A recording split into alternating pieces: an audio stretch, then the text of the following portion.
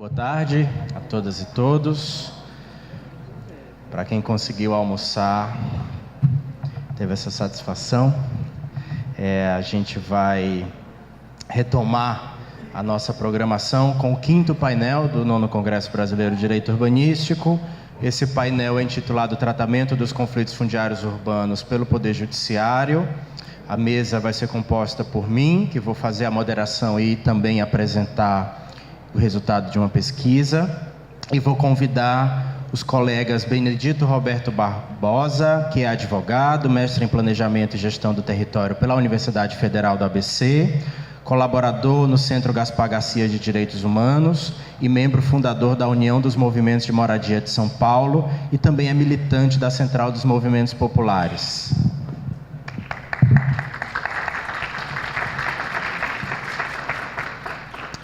Vou chamar o colega querido Marcelo Leão, advogado, um dos nossos representantes aqui do comitê organizador na cidade de Florianópolis desse evento.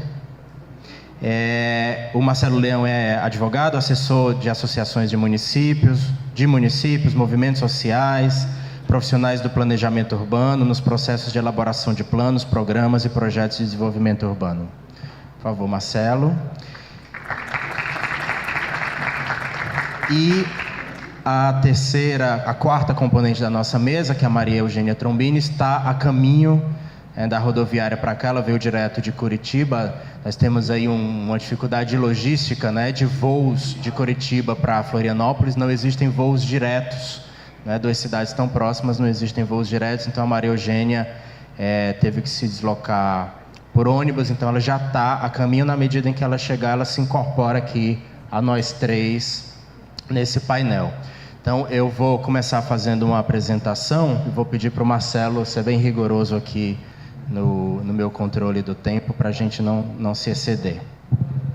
Bom, eu vou apresentar um pouco algumas reflexões que são fruto de trabalhos coletivos que foram feitos pelo Instituto Brasileiro de Direito Urbanístico e por pesquisadores associados, não só ao Instituto, mas às instituições parceiras, sobre essa temática dos conflitos fundiários urbanos, não só na cidade de São Paulo. Eu vou apresentar um caso específico desses conflitos e como eles são tratados no Poder Judiciário do Estado de São Paulo. Então, é uma análise de casos do Estado todo, mas é uma reflexão também que serve para a realidade de outros estados brasileiros. Eu acho que a contribuição dos colegas que vão estar aqui também nesse painel vão dar esse tom do que é a realidade de tratamento dos conflitos fundiários urbanos no nosso país. Só para mostrar um pouco, então, que essa minha fala ela é fruto de uma reflexão coletiva.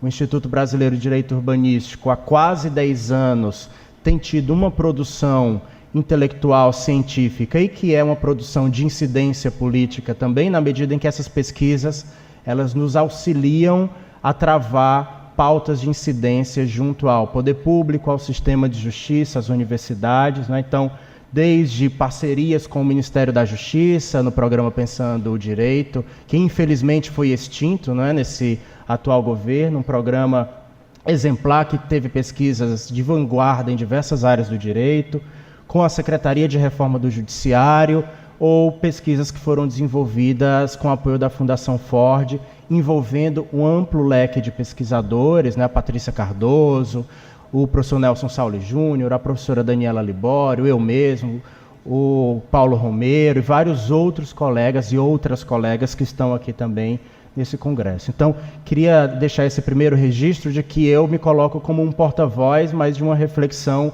que é coletiva, e eu queria fazer essa homenagem a todos os colegas que ajudaram a construir essa reflexão e, evidentemente, a todos os movimentos sociais urbanos, advogados e advogadas populares, defensores públicos, que conosco também contribuem na reflexão sobre esse tema dos conflitos fundiários urbanos.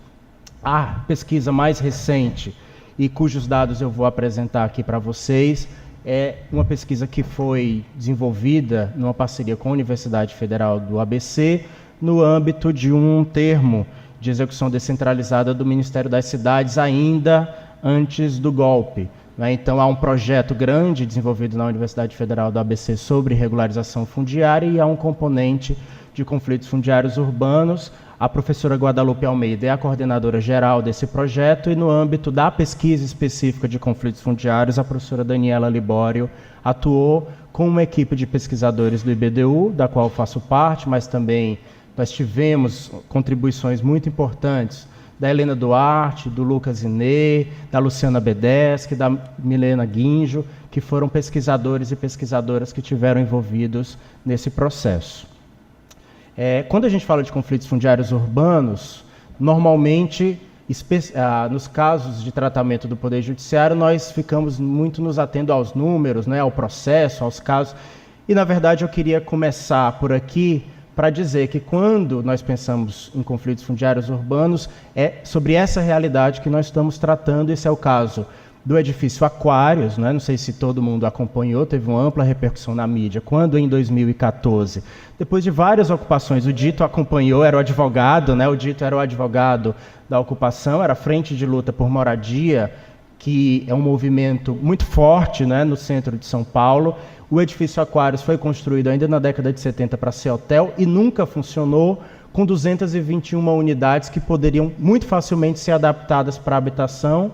O movimento a ocupou e, em 2014, uma liminar sem ouvir, né, os ocupantes foi dada. O que é muito peculiar nesse caso do Aquários, e que ele é representativo de dados que eu vou mostrar para vocês aqui, é que essa liminar ela foi dada pelo magistrado no mesmo dia em que a ação foi distribuída para ele. Então, a ação chegou e a liminar já foi decidida. O que, de certa forma, desmonta uma crítica do senso comum que nós temos em relação ao judiciário brasileiro, de que o judiciário brasileiro é moroso, de que as ações demoram 10, 20, 15 anos para serem decididas. O que a gente conclui, né, e como o tempo é curto, eu já vou antecipando conclusões, o que a gente conclui no estudo dos conflitos fundiários urbanos, a partir da análise desses processos, é que o judiciário não é moroso, ele é seletivo. O aparato e a máquina do sistema de justiça está muito bem equipada e é mobilizada muito rapidamente para a defesa da propriedade privada, ainda que, nesses casos, uma propriedade que não cumpre a função social, a sua função social, contra os ocupantes, os moradores, as moradoras, que são as pessoas que efetivamente estavam dando a função social. E aí, com o uso da força policial, isso gerou um verdadeiro estado de batalha campal no centro de São Paulo. A cidade parou nesse dia. A sede do IBDU fica muito próxima, na Praça da República, e eu lembro muito bem, né, Dito, que foi uma situação assim de calamidade, a polícia batendo em criança, em idosos, né, foi um caso muito grave de violação de direitos humanos, né? Exatamente. Então, inclusive, né, sem respeito aos procedimentos judiciais mais básicos. E como o caso do Aquários, nós temos vários exemplos no Brasil, né, da Vila Soma, em Sumaré, da Vila Vicentina, em Fortaleza, do Alto da Paz, da Isidora, em Belo Horizonte, da Saramandaia, que a Adriana falou hoje mais cedo, em Salvador, e tantas outras. E aí um exemplo mais recente da ocupação Povo Sem Medo, que já conta com mais de 5.000 famílias na cidade de São Bernardo do Campo, numa localização extremamente valorizada, num imóvel que estava abandonado há décadas, inclusive sem cumprir a função social da propriedade, e que há umas 2 ou 3 semanas atrás sofreu um atentado, né, de violência.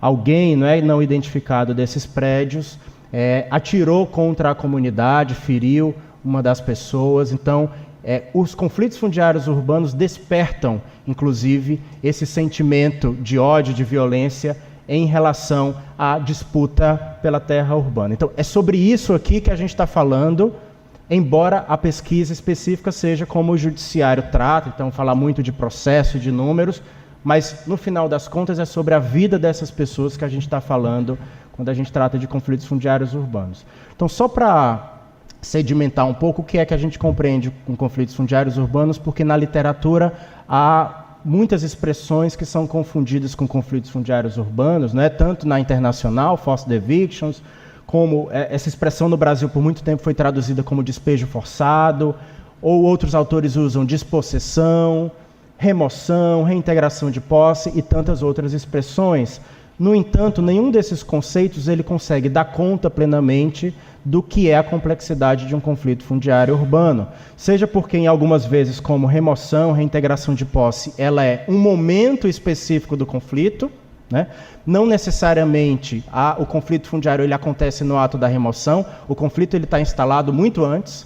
O conflito ele se refere à disputa pela terra e pela localização das pessoas na cidade, né? Então, a remoção, a reintegração de posse, o despejo, ela sintetiza um ato decisório, muitas vezes na ação judicial, mas que ela não dá conta de expressar a complexidade do que é o conflito fundiário urbano. Então, nós usamos muito como referência a Resolução 87 de 2009 do Conselho Nacional das Cidades.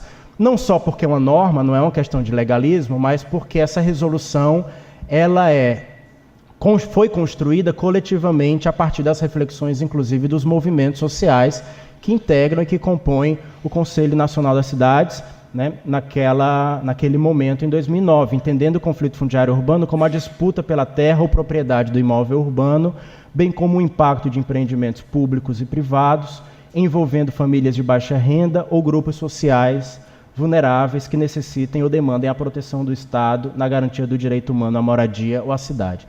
Então, desse conceito, a gente consegue extrair alguns elementos que são estratégicos e, na realização dessa pesquisa, nos orientaram na metodologia e na possibilidade de encontrar os 167 casos que nós pesquisamos. Primeiro, que os conflitos fundiários eles manifestam-se na disputa pela terra ou imóvel urbano.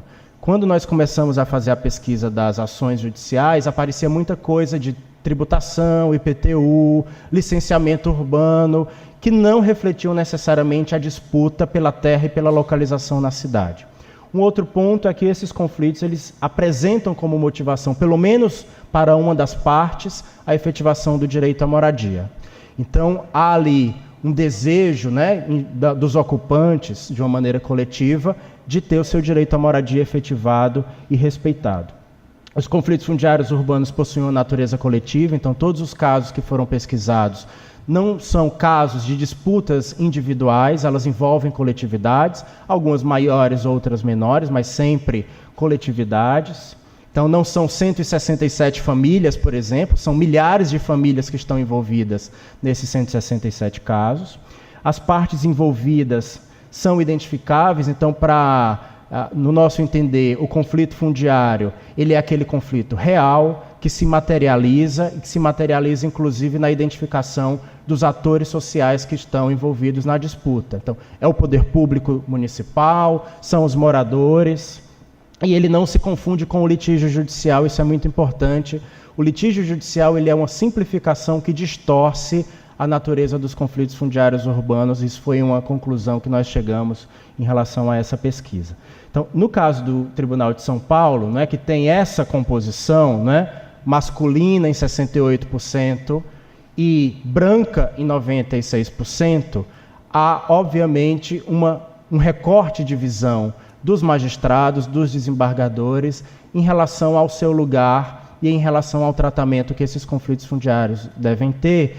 Inclusive, se a gente fizesse um recorte etário também, especialmente na cúpula do judiciário, que são os desembargadores, o Tribunal de Justiça de São Paulo tem 300 desembargadores, recebe 4.000 processos dia só na segunda instância, é o maior tribunal, certamente da América do Sul, não sei se da América Latina, mas certamente da América do Sul, é o maior tribunal que nós temos.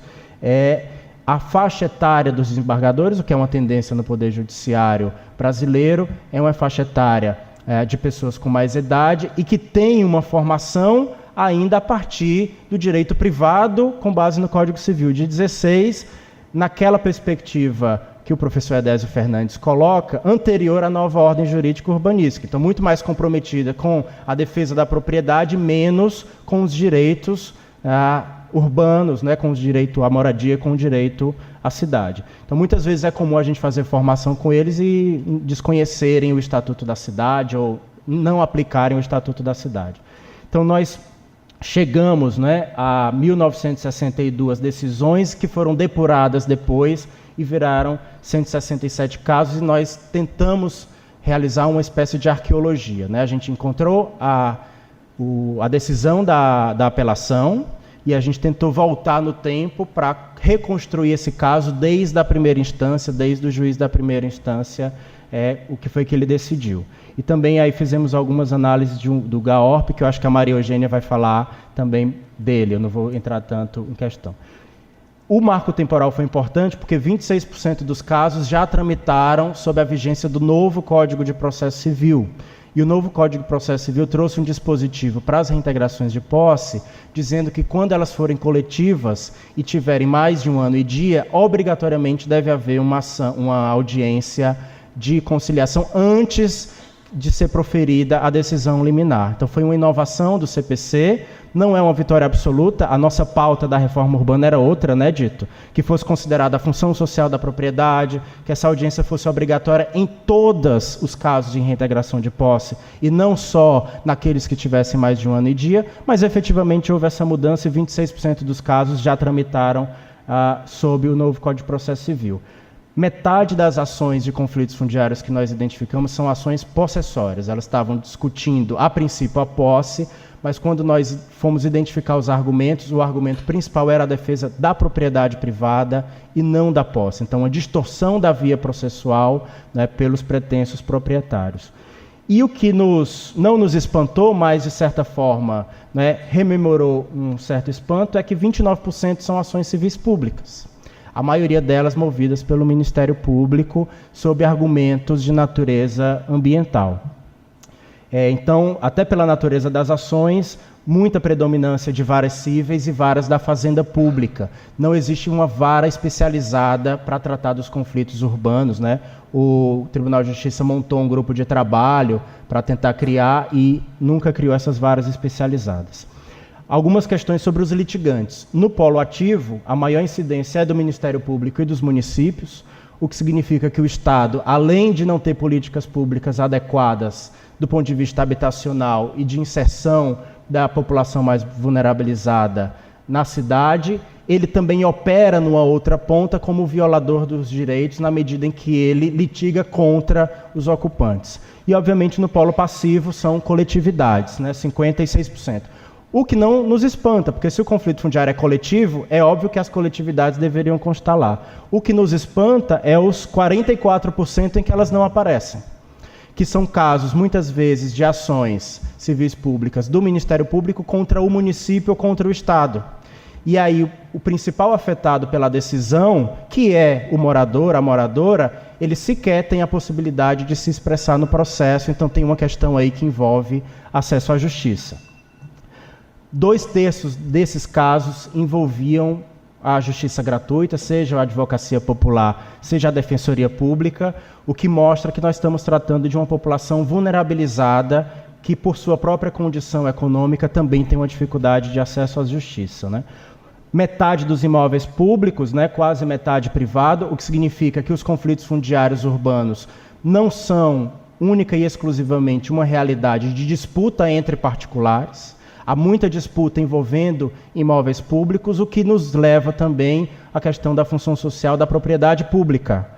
Muitas vezes não falada, né? A gente só fala da função social da propriedade privada. Aí, o tempo que cada ocupação tinha no início do processo, né?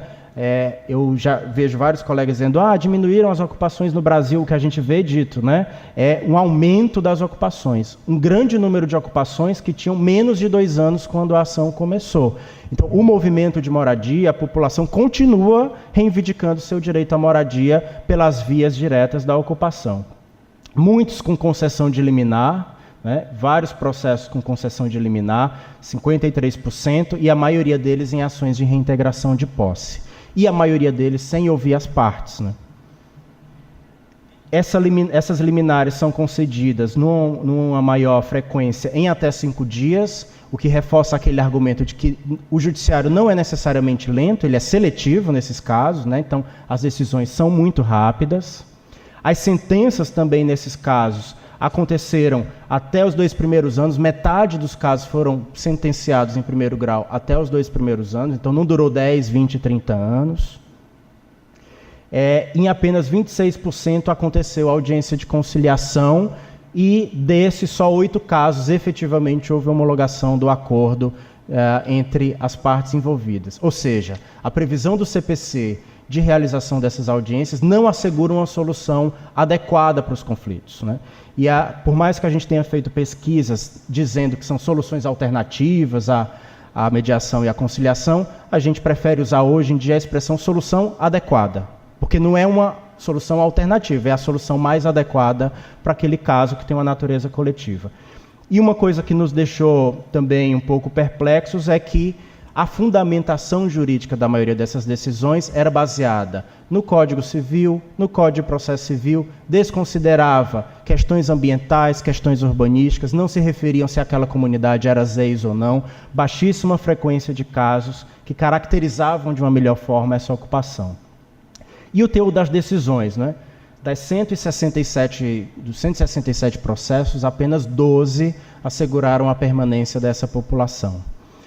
95 casos determinaram a retirada, a remoção dessas famílias, 18 reassentamento, aí são os números principais, mas tem outros tipos de decisão, até demolição de casas, inclusive. E, na segunda instância, 78% dos casos são mantidos. Ou seja, há uma fronteira de disputa aí que é com o juiz do primeiro grau, porque é muito difícil reverter essa decisão quando ela chega no Tribunal de Justiça. Então, há uma tendência conservadora que vem da base, né, até a cúpula do Judiciário. Bom, essa pesquisa ainda não foi publicada, ela está, né, com a Universidade Federal do ABC, nós entregamos o relatório de pesquisa, mas nós vamos dar acesso aos dados, vocês vão conseguir depois identificar os maiores detalhes dela. Obrigado.